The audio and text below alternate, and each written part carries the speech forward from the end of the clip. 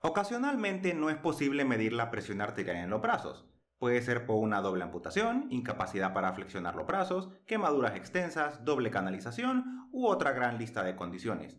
En estos casos nos vemos obligados a medir la presión arterial en las piernas. Hoy aprenderemos a medirle de la mejor manera posible y cómo interpretar estos datos. Iniciemos con lo más sencillo, las ubicaciones posibles. Número 1. El muslo, que en teoría es el método más sencillo, ya que se asemeja más a la toma de los brazos, pero requiere un brazalete especial. Número 2. El tobillo y el pie. Tomarle aquí es más difícil que en el muslo. Puede requerirse una máquina de ultrasonido para realizarse, y se ocupa un poco más de práctica. Lo bueno es que se puede usar un esfigmomanómetro común, y es más cómodo para el paciente. Al igual que la medición de presión arterial en los brazos, es necesario algunos requisitos previos para la medición. Esto evitará mediciones falsas. Número 1. El paciente ocupa descansar mínimo 3 a 5 minutos previo a la medición. Alguna literatura menciona hasta 10 minutos. Esto incluye no moverse o inclusive hablar. Obviamente esta regla no aplica en caso de emergencias. Número 2. Evitar el consumo de café, tabaco y otros estimulantes 30 minutos previos a la medición.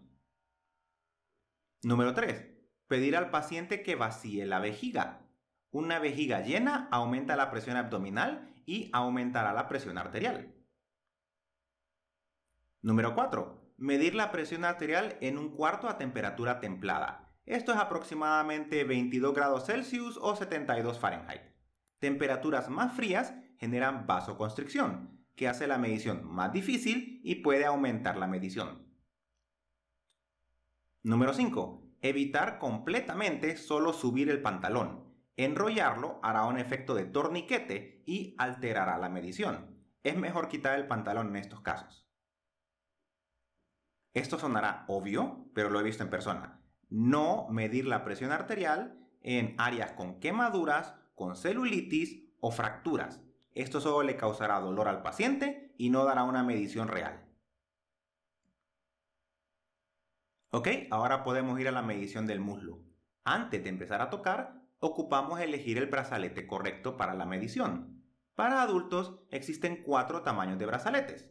Existe uno específico para muslo, que mide 16 por 42 centímetros. Esto es para muslos con circunferencias de 45 a 52 centímetros.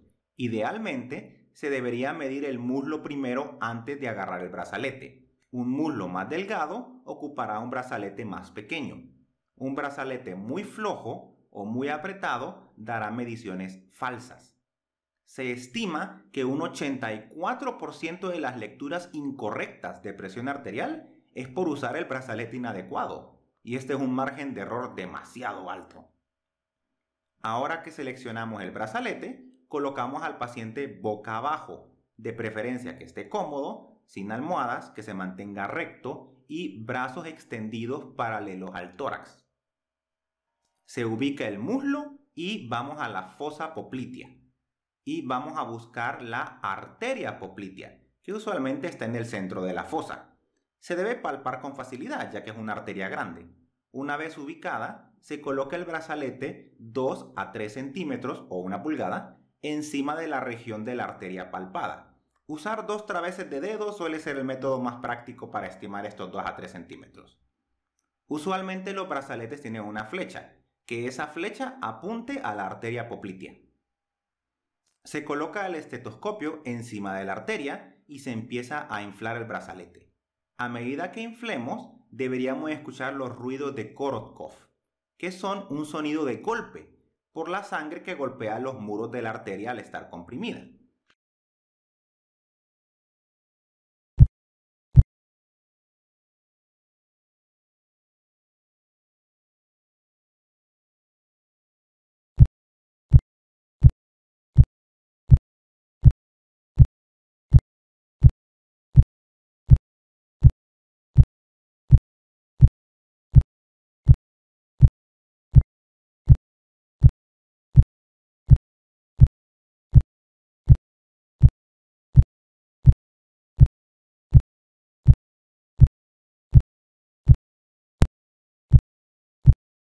Una vez dejemos de escuchar estos ruidos, inflamos el esfigmomanómetro unos 30 milímetros de mercurio adicionales.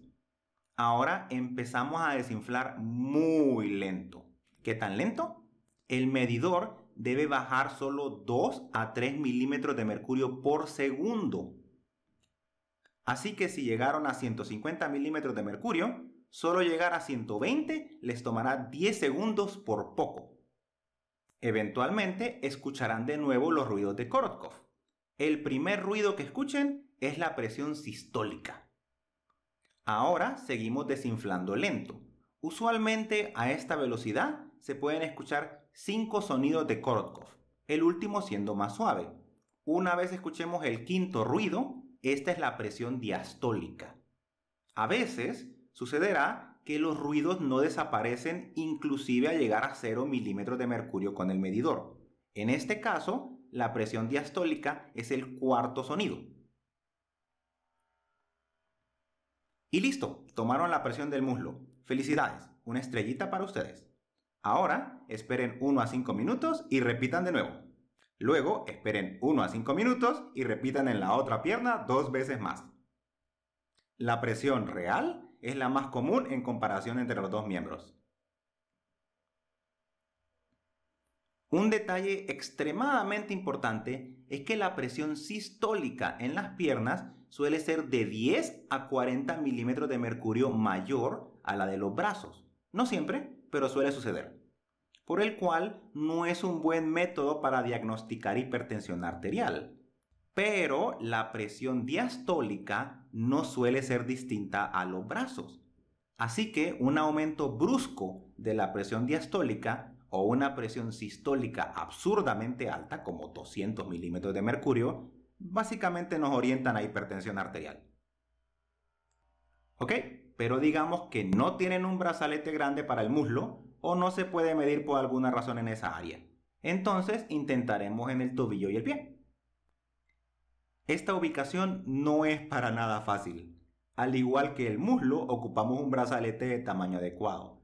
Para esto, obligatoriamente ocupamos medir la circunferencia del tobillo, específicamente por encima del malleolo, que es la protuberancia del hueso. Usualmente ocuparemos un brazalete de 12 por 22 centímetros, que es el más pequeño que usamos para adultos.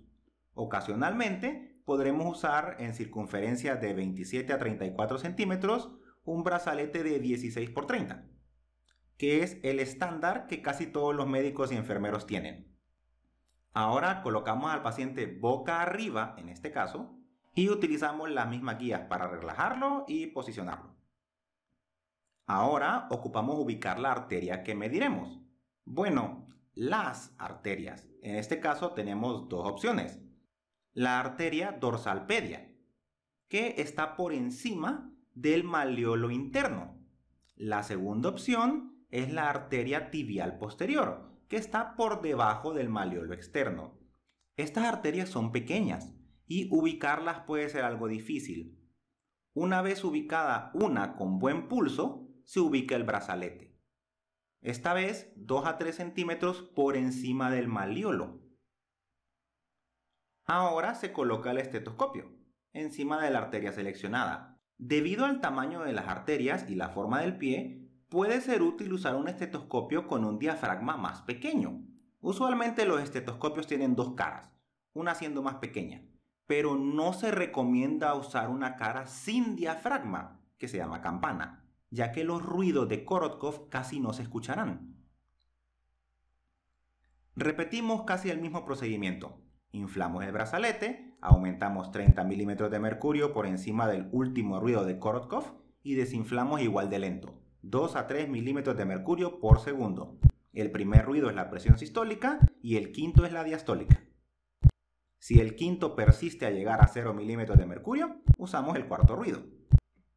El problema en medir la presión en el pie es que 10% de los pacientes no se le puede escuchar ningún ruido de Korotkov. En este caso tenemos dos opciones. Usar el método oscilométrico, en el cual miramos la vibración de la flecha del medidor. Al inflar el brazalete, observaremos que la flecha vibra, pero al llegar a cierto punto deja de vibrar. En este momento aumentamos 30 milímetros de mercurio. Desinflamos lento y observamos detalladamente cuando empiece a vibrar de nuevo. Al vibrar, tendremos la presión sistólica.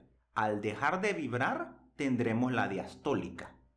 Pero si vieron mi último video de presión arterial, lo recomiendo mucho, sabrán que este método tiene un margen de error enorme. Solo debe ser usado cuando no hay alternativa. La segunda opción es usar un ultrasonido Doppler encima de la arteria. Al inflar el brazalete, eventualmente el flujo de sangre se detendrá, ya que el brazalete vencerá la presión de la arteria. Al desinflarlo, en el momento que el Doppler detecte el regreso de flujo sanguíneo, tendremos la presión sistólica.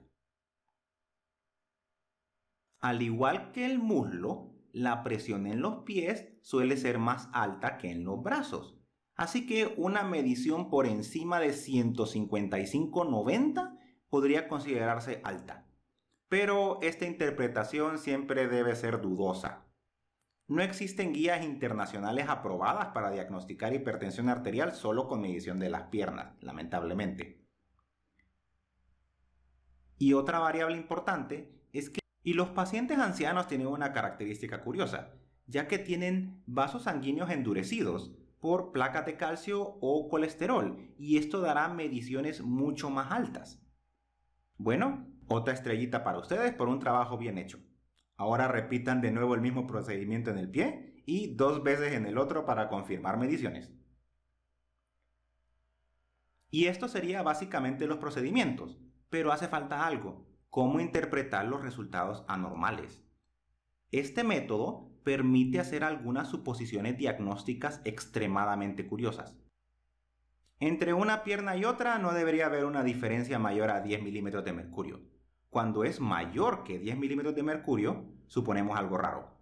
Lo más común es que exista algún tipo de taponamiento en las arterias, algo que bloquee el flujo. En ancianos suponemos calcificaciones o placas de colesterol, pero en pacientes jóvenes debemos sospechar algunas cosas más temibles. Siempre sospechen algún efecto de masa que está apretando una arteria. Si en el muslo es normal y en el pie no, el problema debe estar a nivel de la pantorrilla. Si el problema es en el pie y el muslo, el problema está más arriba. Tenemos que pensar en fosa pélvica. En este caso, no está mal pensar en tumores. Esta sospecha debe ser mayor si hay signos de alteración vascular en la pierna, sea coloración azul, hormigueo constante, dificultad para caminar, dolor crónico, etc. No siempre va a ser un tumor, claro, pero descartar este diagnóstico puede salvar una vida. Si ambas piernas tienen presiones muy bajas, pero no hay alteraciones en la presión de los brazos, podemos suponer algunas lesiones vasculares en las piernas, pero también efectos de masa en el abdomen, donde la aorta abdominal alimenta las arterias que van a las piernas. De nuevo, busquemos signos y síntomas que orienten a disminución en el flujo sanguíneo en las piernas. De nuevo, no siempre significa que sea un tumor, pero descartarlo puede salvar una vida. Ambos métodos son difíciles, pero pueden ser herramientas poderosas para empleados de la salud o para cuidadores. A veces uno tiene un familiar enfermo y uno mismo aprende a tomar la presión para ayudarlos. Si usted es una de estas personas, tiene mi mayor admiración. Sé que hacerlo es difícil e inclusive estresante, sin considerar el costo económico de comprar estos instrumentos. Pero debo decirles, a mis ojos, lo único que tengo es respeto. Y les deseo lo mejor a usted y a quien estén cuidando. Espero les haya gustado el video. Agradecería un me gusta, suscribirse y dejar un comentario.